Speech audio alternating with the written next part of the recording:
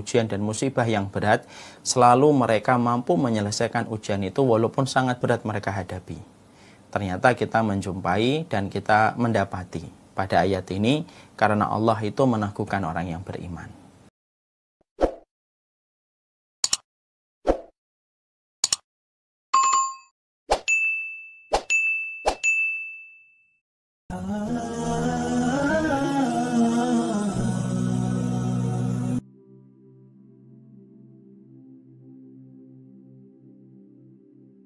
Pada penjelasan ini, kita akan menjelaskan tentang tafsir surat Ibrahim ayat yang ke-27, sebagaimana yang diterangkan oleh Imam Al-Qurtubi. Sebelum kita menyampaikan tentang berbagai macam keterangan yang ada pada surat Ibrahim ayat yang ke-27, kita bacakan dulu ayatnya. Yusabbitullahu alladhina amanu bil qawli tsabit fil hayatid dunya wa fil akhirah.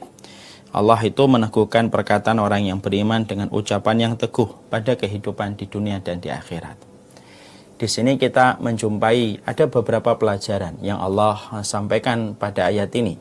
Karena ayat ini merupakan ayat yang selalu hadir pada pembahasan kita kalau sudah membahas tentang kematian, selalu hadir surat Ibrahim ayat yang ke-27. Karena pentingnya masalah ayat ini yang selalu hadir pada pembahasan tentang kematian, tentunya ada beberapa poin yang kita harus mengerti, ada beberapa poin yang kita harus pahami dengan benar, supaya betul-betul kita mampu mentadaburi ayat ini dan melahirkan sebuah pencerahan dalam kehidupan iman kita. Yang pertama, bahwasanya Allah itu mensifati dirinya dengan sebuah perbuatan bahwasanya Allah itu meneguhkan orang yang beriman. Berarti salah satu di antara perkara yang Allah lakukan di dalam sifatnya yang sempurna, Allah itu bukan hanya mengabulkan doa, tetapi Allah itu meneguhkan orang-orang yang beriman. Berarti disinilah kita akhirnya mengetahui kenapa banyak orang solih ujiannya mereka itu berat. Kenapa banyak orang yang taat, musibah yang mereka hadapi itu sulit. Tetapi kenapa orang-orang yang solih, orang-orang yang beriman ketika menghadapi ujian dan musibah yang berat, selalu mereka mampu menyelesaikan ujian itu walaupun sangat berat mereka hadapi. Ternyata kita menjumpai dan kita mendapati pada ayat ini karena Allah itu meneguhkan orang yang beriman. Makanya kita kemudian kita merenung, kalau Allah sudah meneguhkan orang yang beriman, siapa yang mampu untuk mengalahkan dan siapa yang mampu untuk meruntuhkan dan merontokkan hatinya orang yang beriman ketika sudah diteguhkan oleh Allah Subhanahu wa taala. Makanya kehidupan kita kalau kita renungkan berarti kita ini sudah diteguhkan oleh Allah ataukah tidak. Karena apa? Karena Allah sudah memberikan sifat pada sifatnya yang sempurna bahwasanya Allah itu salah satu sifatnya adalah meneguhkan orang yang beriman dalam berbagai macam ujian, dalam berbagai macam musibah, dalam berbagai macam rintangan yang dia hadapi di dalam kehidupan. Ketika dia menjalani ketaatan dia kepada Allah, maka Allah yang teguhkan hatinya. Karena kekuatan dari Allah itu kekuatan pada hati. Karena kekuatan hati akan menimbulkan kekuatan pada fisik dan kekuatan pada setiap langkahnya. Makanya sering sekali saya berkata, manusia itu kalau dikuatkan oleh Allah, dikuatkan pertama kali bukan fisiknya, tetapi yang dikuatkan itu pertama kali adalah hatinya. Makanya kalau hati sudah kuat, berdiri di belakang seorang imam yang membaca pada setiap rakaatnya 2 jam, dia tidak gemetar. Kenapa? Karena Allah kuatkan hatinya. Allah kalau sudah mengkuatkan hatinya, hasil yang akan terjadi adalah spektakuler. Dan itu akan mempengaruhi fisiknya. Berapa banyak fisik yang kuat, tetapi ketika mendapatkan satu ujian dia tidak kuat. Karena kekuatan fisik itu sangat tergantung pada kekuatan hati. Dan orang yang beriman itu selalu dikuatkan hatinya oleh Allah. Makanya kita selalu memintakan kepada Allah di dalam salah satu doa yang sering kita ulang. Ya muqallibal qulub, tsabbit qalbi ala dinika. Ya Allah yang memutarbalikkan hati, tsabbit. Sabit itu akar kata yang sama dengan kata yusabbit. Ya Allah, teguhkanlah hatiku. Karena sesungguhnya kekuatan hati merupakan sumber dan poros dari semua kekuatan dalam kehidupan itu dimulai dari kekuatan hati. Dan Allah itu mengkuatkan dan meneguhkan hati.